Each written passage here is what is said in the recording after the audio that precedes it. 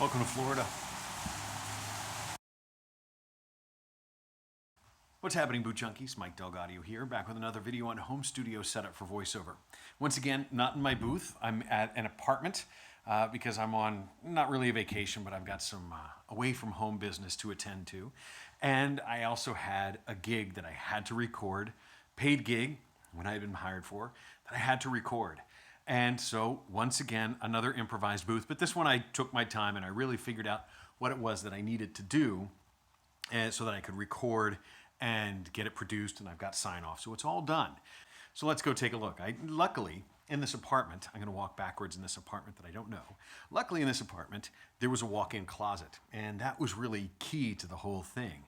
And so I took all of my raw materials. Again, I was bummed out because the raw materials normally for me include couch cushions. But this couch cushion, the cushions were attached. I couldn't take them up. Same thing with the chair. I couldn't take them up. That was a real bummer. But I was able to steal the comforter and pillows from this bed. And I was able to steal the comforter and the spare comforter and I stole a rug. There were some furry rugs here. I stole them, and in this apartment, there was a walk-in closet. And luckily, the owners, they actually had some clothes in there. So behind that blanket, there's some clothes. And so this room actually turned into a really good vocal booth. So if you're lucky enough at home to have a walk-in closet, even if it has clothes, then you really have the makings of a pretty good booth. Let's go in and I'll show you what I've done. It's going to be cramped in there, so I'll try and do the best I can. So as we walk in, hopefully you'll hear it should start to sound a whole lot better. But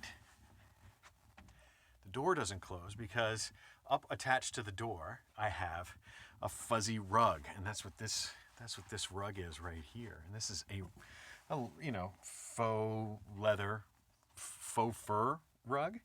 And then over here there was a quilt. Behind that are some clothes. Those are my clothes. And over here I have another comforter. And then up at the top I have just bed pillows and the decorative bed pillows, trying to eliminate all the base that I can.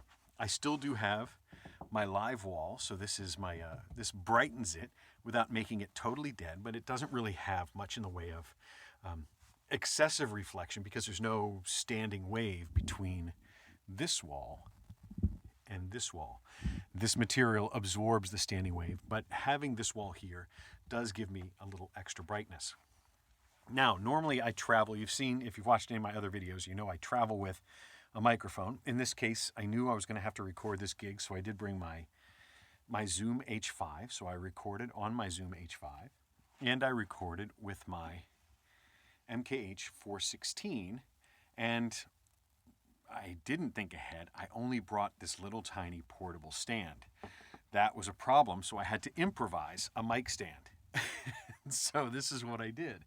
I have an ironing board, which got me almost to the right height, but I needed to get the mic up to mouth level, so I just found an old box in the closet from the coffee maker.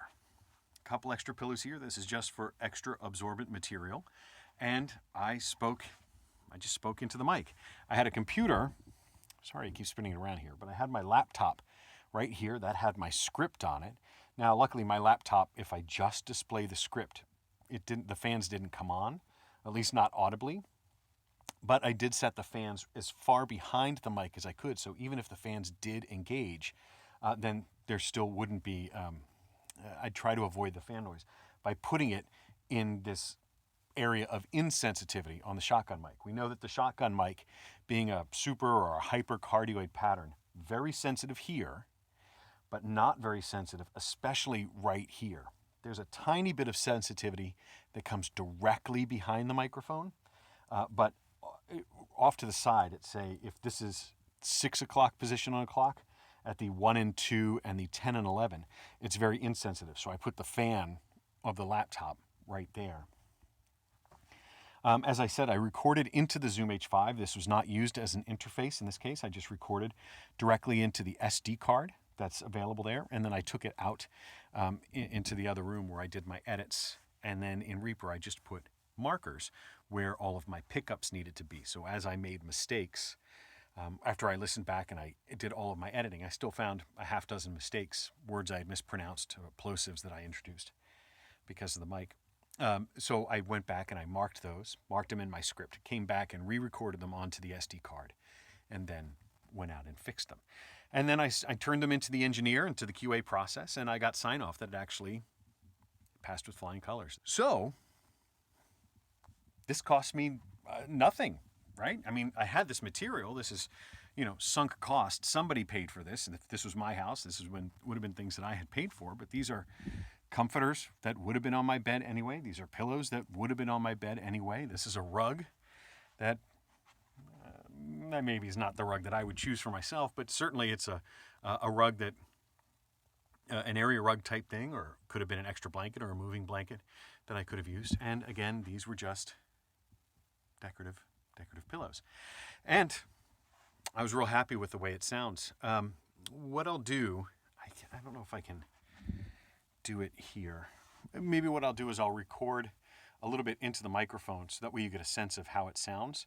I'll try and I'll set this up and I'll give you some recording just so you can hear how it sounds in the final thing. Because right now this is just on my phone with a little tiny shotgun mic attached to the phone. So now I'm recording directly into my Zoom H5 and my Sennheiser microphone. So this will give you a chance to hear how this studio booth sounds. And I've been very impressed. I was actually really happy with the way this came out. I was a little bit nervous when I came here and I realized, oh my gosh, I don't have the couch cushions and I forgot a real microphone stand. I just had my little tiny portable one. I was concerned that this wasn't going to sound all that great. And that I was going to have to make excuses for my booth. And luckily, really luckily, I didn't. The one concession I did have to make was in Florida, and I had to turn off the air conditioning because there was a vent directly above, and I had the mic pointed directly at that vent because, it's right there. So it's really up in the lobe of sensitivity. And so I couldn't, I can't record with the air conditioning on. Now, luckily, when I recorded this morning, it was about 90 degrees here in Florida, super, super hot. So we just sort of sweated through it. Now, luckily, it's raining. We're getting some thunderstorms, so now it's quite comfortable in here. But that is something that I was concerned about. But this is just one more improvised booth, and this one I did get paid. I did get paid to use this one, so that was really a plus. So hopefully this is inspirational. So maybe you have a situation like this where you live, where you could, pad your room with this nice fluffy absorbent material, where you could put pillows up and, just do this when you need to record. This took me about 15 minutes to set up, but anytime you need to record, you can put this together and then go right back to having a walk-in closet and having a made bed right after you're done.